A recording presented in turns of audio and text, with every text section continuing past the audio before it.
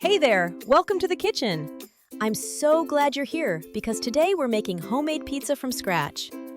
First, let's roll out our dough. Flour your surface, then press and stretch that dough into a beautiful round shape, about 12 inches wide. Don't stress about perfection. Rustic is charming.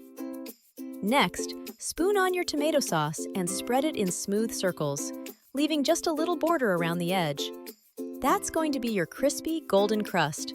Don't cover it. Now for the fun part, cheese and toppings. Layer on your mozzarella generously, then pile on whatever you love. Pepperoni, fresh basil, veggies. Make it your pizza. Slide it into a preheated oven at 475 degrees and bake for about 10 to 12 minutes. Your kitchen is about to smell absolutely incredible. And